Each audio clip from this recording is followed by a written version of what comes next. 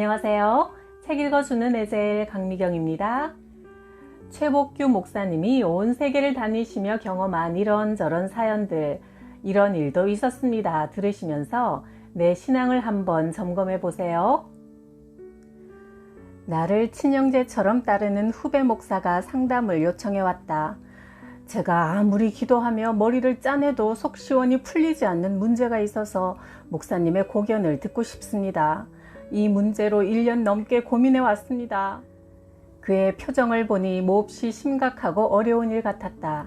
하나님은 해결사 아니신가? 전지전능하신 하나님 아버지 앞에서 주저하지 말고 속 시원히 털어놔 보게. 1년 전쯤 한 젊은 아기 엄마가 우리 교회에 등록하고 출석하기 시작했어요. 젊은 주부가 신앙생활을 열심히 하니 교인들이 모두 이뻐하고 칭찬했지요. 그런데 언제부턴가 교인들이 수군거리더라고요. 저 애기 엄마 아무리 봐도 어째 꼭 목사님을 닮았어. 어쩌면 생긴 모습도 성품도 열심 내는 것까지 우리 목사님과 저렇게 똑 닮을 수가 있지. 그래서 그 여자에 대해 좀 더 자세히 알아봤더니 아빠를 모른 채 미혼모의 딸로 태어났고 엄마는 몇 년 후 다른 남자와 결혼하면서 그녀는 외할머니 손에서 자랐대요. 커가면서 아빠가 궁금해 할머니께 아빠는 어디 갔어요? 물으면 아빠는 외국에 나갔는데 곧 돌아올 거야 대답하곤 했답니다. 그 후 이 자매도 결혼하여 아이를 낳고 잘 살고 있고요. 그런데 그녀의 엄마가 우리 교회를 소개해 주면서 아주 신실한 목사님이니 너희 가정이 그 교회로 간다면 큰 힘이 될 거라 해서 등록하고 다닌답니다. 그런데 그 젊은 아기 엄마를 보니 제 젊은 대학생 시절의 일이 떠올랐어요. 하루는 친구들과 야외로 캠핑을 가서 늦은 저녁까지 즐거운 시간을 보내고 헤어졌습니다. 그런데 갑자기 비가 쏟아지기 시작해 저는 비 피할 곳을 찾아 한참을 헤매다가 작은 집 한 채를 발견하고 그 집으로 들어갔지요. 할머니 한 분이 계셨는데 기꺼이 빈 방을 내주면서 자고 가라고 했어요. 그런데 갑자기 웬 여대생이 비를 흠뻑 맞은 채 그 집에 또 들어오는 게 아니겠습니까? 할머니가 더 이상 방이 없다고 하자 나는 안타까운 마음에 나와 같은 입장이니 괜찮다면 이 방을 같이 쓰고 날이 새면 돌아가자고 했죠. 그래서 그녀와 함께 이런저런 이야기로 밤을 지내다가 그만 하룻밤 사랑을 나누고 헤어졌어요. 저는 오늘날까지 그녀를 완전히 잊어버리고 어디 있는지 알아보려고도 찾아서 만나려고도 하지 않고 살아왔습니다. 그런데 그 젊은 애기 엄마의 이야기를 듣고 보니 그녀의 엄마가 틀림없이 그 옛날 그 집에서 나와 하룻밤을 함께 보낸 그 여대생이 틀림없는 것 같아요. 제 아이를 임신한 그 여대생은 출산 후 아이를 친정에 맡기고 그동안 먼 발치에서나마 나를 계속 바라보며 뒤를 밟아온 것 같아요. 최 목사님, 아시다시피 지금의 제 착한 아내는 사남매를 낳아 키우며 많은 고생을 하면서 우리 교회 사모로 헌신하고 있습니다. 그런데 저는 그 아기 엄마가 내 딸임을 확인하고는 그의 엄마를 한번 만나보고 싶은 마음이 자꾸 드니 어찌하면 좋겠습니까? 이 죄인이 죽일 놈이지요. 듣고 보니 나 역시 뭐라 딱 부러지게 답하기 어려운 참 곤란한 문제였다.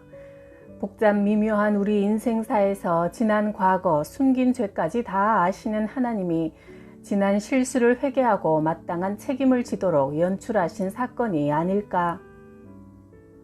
큰 도시교회에서 목사님 가정이 졸지에 쫓겨난 사건이 있었다. 내가 부흥회를 인도한 교회라 그 잘못된 내막을 알고 성경으로 이해시키려 했으나 세속적인 생각으로 가득한 장로들의 생각은 바뀌지 않았다. 강사 숙소에 도착하자 담임 목사님이 말했다. 이렇게 와주셔서 참 고맙습니다. 저희 식구는 요즘 바늘방석에 앉아 있습니다. 조만간 교회를 사임해야 할 것 같습니다. 아니, 그게 무슨 말씀입니까? 제 아이들이 넷인데 아내가 또 임신을 했거든요. 아, 그러셨어요? 큰 복을 받으셨군요. 가정을 이루면 하나님의 첫 명령이 생육하고 번성하여 땅에 충만하라고 하신 말씀인데 그대로 순종하시니 큰 복을 받으셨네요. 그런데 셋째 아이를 가질 때부터 중직자들이 수군대기 시작하더라고요. 목사가 밥 먹고 기도는 안 하고 자식들만 만드냐면서 말들이 많더군요. 그런데 다섯째가 생겼으니 하지만 저는 낙태는 살인이라 생각하며 생명은 하나님의 소관이기에 열이라도 주시는 대로 순종할 생각입니다. 나는 참으로 오랜만에 성경을 그대로 믿고 따르는 진실한 젊은 목사를 만나서 기뻤다. 야곱이 10아들까지 낳고 너무 많다 하여 단산했다면 11번째 요셉이 태어나지 못했을 것이고 8번째 아들인 다윗이 태어나지 않았다면 예수님이 어찌 그 가문으로 오실 수 있었겠는가. 나는 도시 변두리에 내가 세운 개척교회를 그 진실한 젊은 목사에게 맡겼다. 목사님의 가정이 많은 자녀들로 부흥하듯 교회도 크게 부흥되리라 믿었다. 그 믿음대로 훗날 그 교회는 대형교회로 성장했고 세계 복음화의 큰 몫을 감당하고 있다. 인간의 생각은 하나님과는 원수가 된다. 남미 과테말라에 집회를 인도하러 갔다가 선교사에게 이런 이야기를 들었다. 제가 어렵게 돈을 모아 승용차를 마련해서 몰고 가는데 갑자기 낯선 차가 앞질러 와서 차를 세우게 하더니 남자 3명이 다가오더라고요. 키를 꽂아놓고 내리라 하더니 몸을 샅샅이 뒤져 다 빼앗고는 쏴 죽이고 가자고 했습니다. 그런데 한 강도가 빼앗은 내 지갑을 열고 돈을 찾다가 목사 증명서를 본 모양이에요. 이 사람 목사야. 어떻게 할까? 죽일까?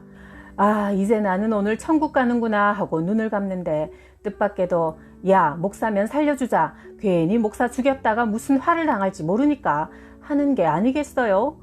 그래서 저는 목사 된 덕분에 구사일생으로 살아났습니다. 나는 그 소리를 듣고 난 후 당장 장로회 교단 본부에 연락해서 빠른 시일 안에 한글과 영문으로 된 목사 증명서를 만들어 보내라고 요청했다. 그 후로 나는 그 신분증을 반드시 지참하고 선교지를 다닌다. 미국에 부흥회를 인도하러 갔다가 어느 장로님을 만났다. 그는 국비 장학생으로 미국 유학을 와서 박사를 마치고 직장을 가졌으나 여러 가족을 부양하기는 힘들어 사업을 시작했다. 그는 이제 노후에는 교회를 개척하여 세우고 신앙생활에 힘쓰며 조용하게 여생을 보내고 싶다며 내게 영어도 잘 하는 목사님을 소개해달라고 부탁했다. 그래서 이리저리 수소문 끝에 적합한 분을 찾아내어 교회를 시작했다. 장로님과 교포 가정들은 기뻐하며 사택과 분에 넘치는 승용차와 높은 사례비를 책정해 선불로 드렸고 영주권을 신청하여 1년도 안 되어 목사가족 모두 영주권을 얻게 되었다. 그런데 그로부터 며칠이 안 되어 야밤에 목사가족이 인사도 없이 사라지고 말았다. 그들이 남긴 것은 막대한 국제전화 통화료와 가게 외상값 등 빚뿐이었다. 나는 같은 목사로서 두려워졌다. 믿음과 인격보다 영어 잘하고 똑똑한 목사를 소개한 내 탓이었다. 나는 그 후로부터 오늘까지 목사 한 사람 잘못 추천한 죄 때문에 그 순수한 장로님을 볼 낯이 없어 그 지방에는 가지 못한다. 하나님, 저분들을 크게 위로하시고 참 목자를 만나 행복하게 하소서. 내가 아는 목사가 미국 교포교회 목회를 하고 싶어 했다.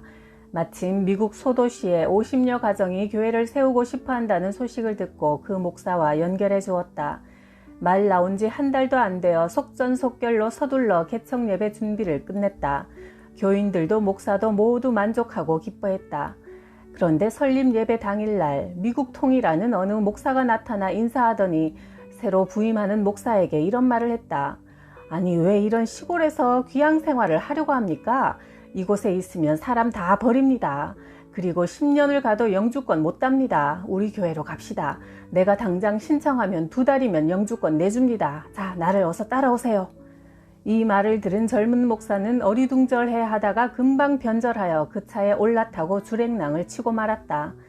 나는 정신 잃은 사람처럼 물끄러미 차 뒷꼭지만 쳐다보다가 그야말로 주저앉아 통곡하고 싶은 심정이었다.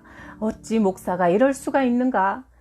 그 후 많은 사람들을 실망시키고 하나님의 영광을 가린 그 두 목사는 몇 년이 지나도 영주권은커녕 공교롭게도 둘 다 중병에 걸려 고생하다가 세상을 떠났다.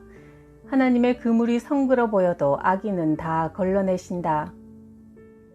미국 지방도시 교회의 부흥회 강사로 초청받았다. 작은 예배당 안에 50여 명 성도들이 모였다.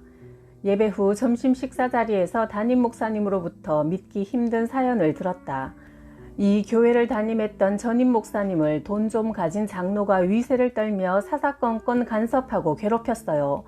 견디다 못한 목사는 내가 뭘 한들 너만큼 못 벌 줄 아냐? 그렇게 잘난 너는 신학교 가서 목사나 해먹고 너 같은 장로 만나서 된통 당해봐라 하고는 교회를 사임하고 교회 맞은편에 술집을 차렸습니다. 나는 그 말을 듣고 정신이 아득해졌다. 아, 가룟 유다 같은 목사가 오늘날에도 있구나. 아무리 목사라 해도 분노, 증오의 마음을 키우고 마귀에게 틈을 주면 사탄이 들어가 넘어지고 마는 것이다.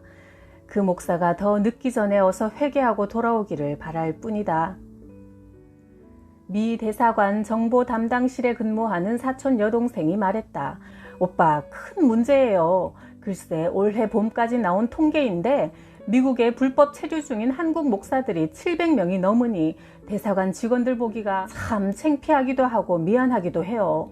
글쎄, 비자 받을 때 영사들 앞에서는 손을 들고 하나님께 맹세한다며 입에 침이 마르도록 큰 소리를 쳐놓고는 미국에 온 뒤에는 시한 내에 귀국하지 않고 불법으로 체류하고 있는 한국 목사들이 그렇게 많다는 사실이에요. 나는 할 말을 잃었다. 한국 목사들은 모두 거짓말쟁이요. 무슨 말을 해도 믿을 수 없다는 것이 미국 영사들의 공통된 인식이라니 할 말이 없다. 복음 전한다는 핑계로 미국에 오면서 비자를 받기 위해 비굴하게 거짓말하고 하나님의 이름을 팔아가며 거짓 맹세를 하다니, 미국이 아무리 풍요롭고 강한 나라라 하지만 천국은 아닐진데 어찌하여 영원한 천국을 팔면서까지 미국을 탐하는 걸까? 하나님의 공의와 심판은 두려워하지 않고 하나님의 은혜와 사랑만 외치는 그런 목사들이 주로 교회를 이런저런 이유로 어지럽히고 분열시킨다. 하나님의 그물은 성그러 보여도 아기는 반드시 걸러내신다는 사실을 명심하고 살아야겠습니다.